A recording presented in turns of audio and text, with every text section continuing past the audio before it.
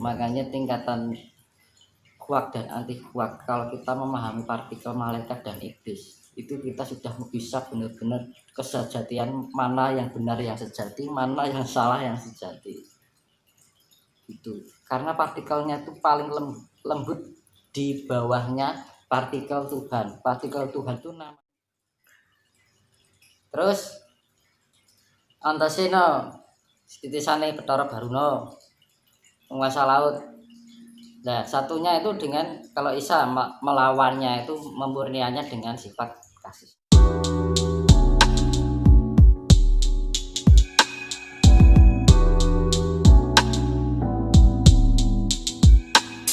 Tidak terus memberi solusi, Mas, ya. Kronologi kejadiannya bagaimana, kita harus mampu menjelaskan. Kok bisa begitu? Kenapa harus terjadi? Nah, itu makanya ayo kita saling menguatkan diri. Gunanya apa, Bu? Membantu alam semesta. Kan gitu. Kalau Iya. itu, Mas, kalau pengertian Dajjal menurut panjenengan, Mas? Kan gini, setan iblis, orang mengatakan setan iblis gitu Nggih. kan. Setan itu enggak ada, setan itu sudah diawak ning awak dewi. Iblisnya sih di kita tuh punya, di dalam tubuh kita mempunyai karakter iblis juga. Kan gitu. Nanti saya perjelaskan masalah ini ya. Ada unsur iblis itu namanya anti kuak. Kalau partikel malaikat namanya kuak. Jadi berlawanan itu. Sip. Jadi wah itu setan loh, setannya ning awak dhewe. Kan gitu loh. Wah, orang itu kemasukan iblis. Dhewe ngarani wong wis kemasukan iblis san. Wis ngawane elek ning wong. Iblis ngarani iblis. Kan gitu. Nah, pemahaman kadang salah kaprah. Di sana ada banyak iblis yang masuk roh jahat nih. Padahal iblis ya ning jero awake dhewe. Kan gitu. Nah, Dajjal itu apa? Itu adalah sifat iblis yang mendunia. Makanya di dalam kayak kitab-kitab apa itu, Dajjal akan menguasai dunia. Ya wes iki. Ini sudah. Sekarang ini, Mas.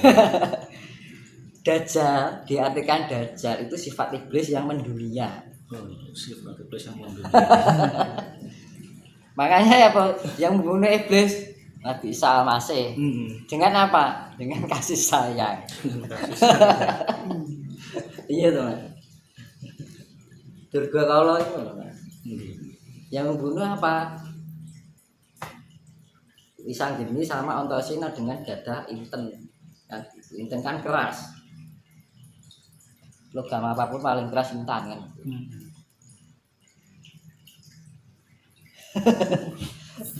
Nah, makanya pada itulah yang namanya Dajjal. Dajjal itu ya sifat iblis yang mendunia. Bukan untuk wujud itu ngene ora. Terus Isa masih turun enggak. Tapi asik itu Kasih saya. Nah, asik itu yang makanya musuh ini ya kasih tadi. Sifat kasih yang mendunia. Sarujuk. Gitu loh. Yes. Kalau tidak wah ki wong ki kelebon iblis. Kita ngarani elek berarti tumindak elek nek wong wis ngarani kok. Berarti kita yang keluar sifat iblis juga metu. Iblis ngarani iblis kan ngono lho. Jadi rasanya lah ke iblis iki sosok wah goro-goro iblis. Iblis ning awake dhewe nyalahke iblis. Mesake sing diarani kan ngono. Wah kayak setan. Nah, dhewe bagian golongan setan. Kan gitu. Setan itu kan sifat panas ya.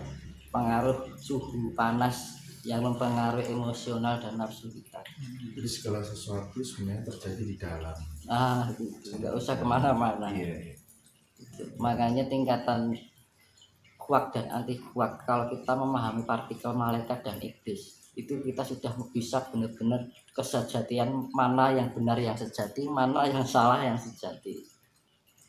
Itu karena partikelnya itu paling lembut di bawahnya partikel Tuhan. Partikel Tuhan itu namanya Higgs boson. Kalau bahasa metafisikanya. Partikel gas. Gitu. Jadi ya saya kembalikan ya tadi pemurnian itu dua macam, yaitu saya simpulkan ya, materi dan non materi. Non materi tugasnya adalah ya itu tadi Wisanggeni atau Yesus atau Isa Al-Masih, ya kan. Kalau Wisanggeni kan tulisannya Sang Yang Menang, ya kan.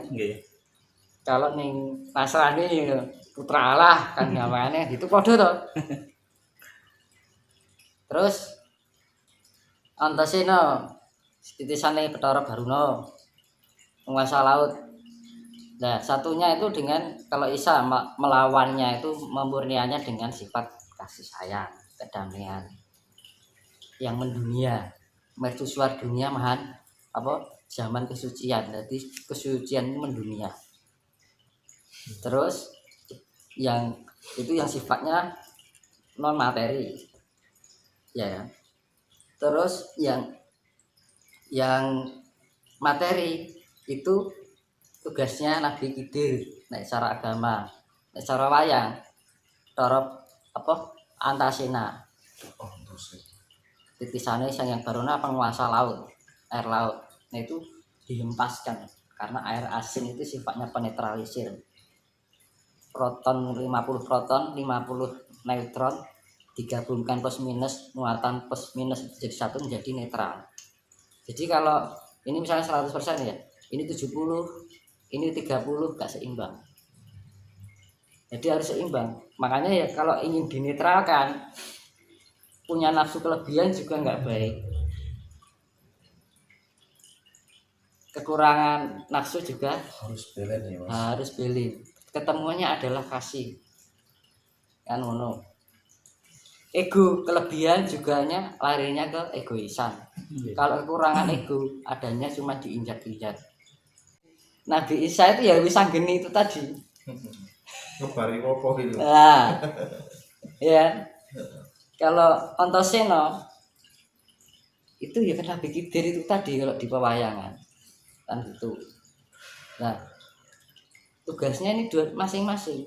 Wisanggeni atau Isa Al-Masih. Makanya kalau di pewayangan kan Wisanggeni kan titisan Sang Yang Menang. Iya kan? Kalau Isa agama kan putra Allah. Iya kan? Ya padha Bathara Siwa, Dewa Siwa, Bathara Guru itu pertama menginjak di bumi itu di Pulau Jawa yang di Gunung Lawu. Artinya apa? Kan Siwa kan manifestasi dari magma. Pertama meletus itu loh Mas. Iya. Nah, kenapa gunung itu terjadi membentuk seperti gunung? Karena apa? Itu karena tekanan suhu udara. Siwa kan istrinya adalah Sati atau Dewi Uma ya. Nah, terjadinya penekanan secara terus menerus. Bumi itu naik, akhirnya menjadi tumbukan ya kayak udun ini loh Mas. Udun itu tekan terus sama itu tanah itu kan, akhirnya membentuk bumi, akhirnya pecah. Itu bukti tuh ya waduh anak udune ini mergo nek bumi ya suwi kan gitu loh. Nah, makanya di kisah wayang itu Bathara Guru pertama kali menginjak bumi itu di Gunung Lawu, makanya mendirikan kerajaan namanya Wukir Mahindra. Wukir itu adalah artinya gunung, bahasa Sanskerta ya. Mahindra itu diambil dari kata Maha dan Hindra. Maha itu adalah dewa yang agung. Apa? Maha itu adalah paling terbesar lah ya. Indra itu adalah artinya dewa yang agung. Jadi rajanya para dewa. Makanya dibilang kerajaan Wukir Mahindra. Kan gitu. Itu Mas Indra. Indra itu artinya dewa yang agung. Dewa Oji. Dewa Wisnu. Nah, ciri-ciri gunung yang purba itu banyak bebatuan, terdapat banyak bebatuan yang keras. Jadi pengerasan tanah yang membatu dan vulkanis yang membatu. Dan di situ banyak kandungan emasnya juga. Karena purbakala dari vulkanis itu akan menjadi bentuk bintang, berlian, emas, dan gitu, tanyu. Dan kondisi gunung yang membatu pasti kondisi mata airnya itu luar biasa, kandungan airnya itu luar biasa, dan gitu. Dan indikasi yang lain, manusia pertama di Nusantara bahkan dunia di mana?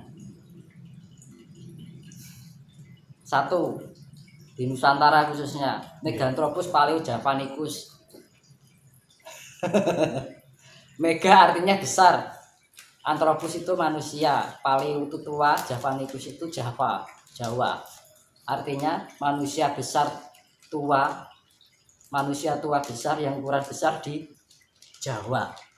Ditemukan di mana? Di Sangiran, di pinggir Bengawan Solo, kaki Gunung Lawu.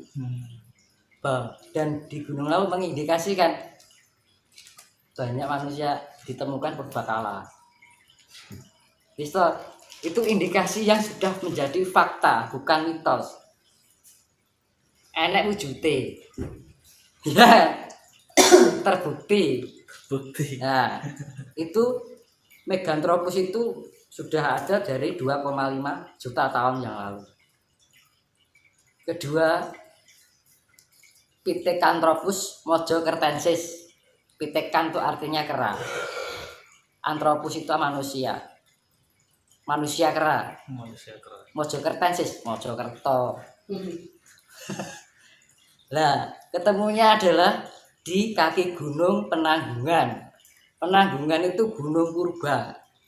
Itu bukan keceran dari itu juga. Nah, gitu. Ketiga, Pithecanthropus soloensis. Nah, Pithecanthropus soloensis itulah ya sing ketemu ning Sangiran meneh. Iya kan? Pithecan itu kera, Anthropus itu manusia. Soloensis, Solo. Solo kaki gunung lalu. Itu indikasi yang fakta, bukan cerita yang karena kepentingan mungkin dulu ada sesuatu kepentingan kecemburuan karena tanah Jawa itu dan Nusantara bagaikan surga. Rasa duweni akhirnya memutarbalikkan suatu sejarah yang akhirnya orang Jawa sendiri kehilangan sejarahnya. Nah, terus Pithecanthropus erectus ditemukan di daerah Trine Ngawi bagian barat di pesisir Bengawan Solo di kaki gunung Lawu lagi. Kan gitu. Kenapa harus di situ? Kan gitu. Karena ada kaitannya dengan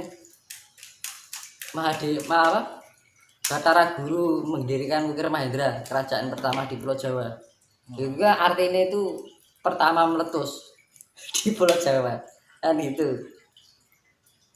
Kan Batara Guru manifestasi dari Dewane Mahma. Kan gitu. Meletus pertama, makanya gunung. Terus Homo wajakensis. Homo wajakensis. Homo itu adalah manusia artinya. Wajakensis daerah Wajak Tulungagung. Tulungagung ini kaki gunung apa, Mas? Tulungagung kaki gunung apa? Apa lagi? Wilis. Gunung Wilis. Wilis masih. Heeh. Gunung Takoi gunung.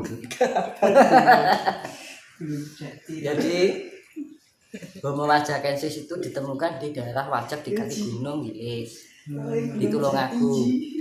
Itu juga Gunung Purba. Kan gitu. Kedua, Homo floresiensis ditemukan di Nusa Tenggara Barat.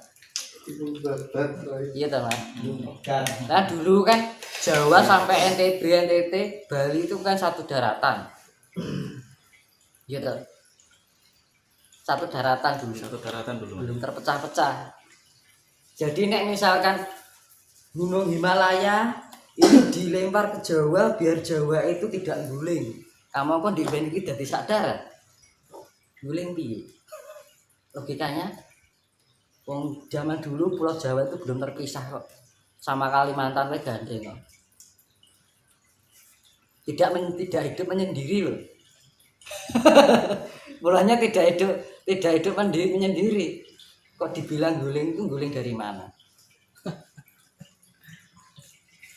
Ah, zaman dulu itu Pulau Jawa sampai NTB sampai Lombok, Bali, Sumatera itu gandeng. Logikanya